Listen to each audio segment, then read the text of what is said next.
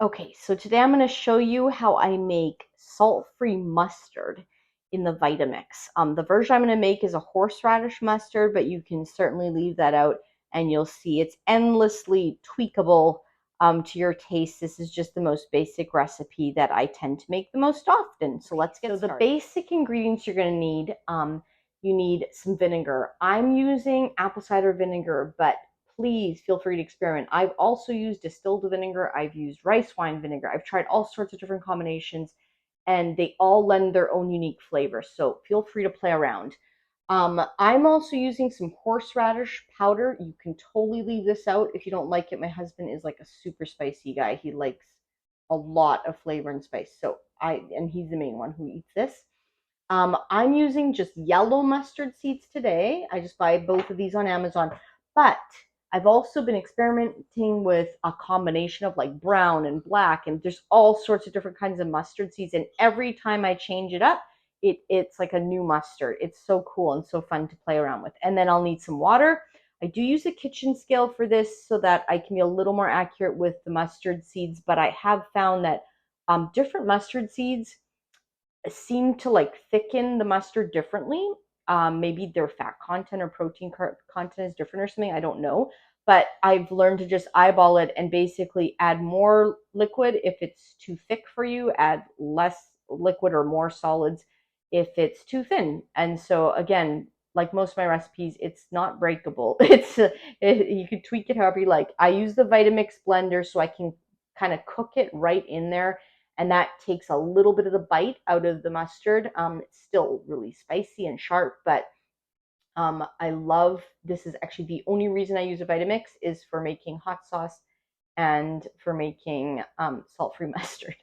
So it's worth it. I got it used on Facebook Marketplace, and it really is wonderful if you want to make salt-free condiments. And then I have these condiment bottles from Amazon and a wide-mouthed funnel for this. With the hot sauce, I can use just a normal funnel, but for this, it really is thicker, and I find you need that, and you need to pour it when it's hot so you can get it inside the bottles. All right, let's get started. Okay, so again, this is my most basic version of this mustard. It's the one I've made the longest and that everyone just likes a lot. My husband's the main one, though, who loves mustard, mostly on potatoes, but he'll kind of put it on all sorts of things. So we go through it pretty quickly. And it's a lot cheaper to make it than to buy the one brand of salt-free mustard I can find, and that often is out of stock and things like that. So that's why I started making my own.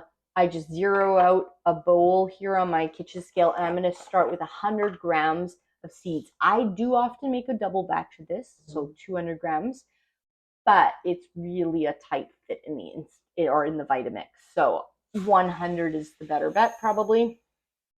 And again, when I've been experimenting especially with black and brown mustard seeds lately, it seems like I need more of them, gram-wise, to make it thicken up. So again, I don't know why. I'm just sharing my experience. Probably closer to like 120, even 130 grams to sort of get the same consistency. So I just pour this, or not yet, actually. I'm going to put the liquid in first, but I'm going to pour that into my Vitamix, and I'm going to measure out. I use 4 tablespoons of this dried horseradish. Again, totally leave it out if you want. You may find then, because this is, a dry ingredient, you might have to add a little bit more mustard seeds, but doesn't matter really, because the worst that happens is it's a little thinner than you'd like, and you can add the mustard seeds after that and blend again, right? So it's not breakable. So 4 whole tablespoons of the horseradish. That gives us a strong horseradish flavor, but again, he loves that. And then I'm going to throw, let me just double check my notes here. Yeah. 2 cups of apple cider vinegar and 1 cup of water. So I'm just going to go ahead and do that, pour the wet ingredients and then the dry in, and I'll show you how I blend it. Okay, so we have our 2 cups of apple cider vinegar. You could again change any of these up, try your own combos.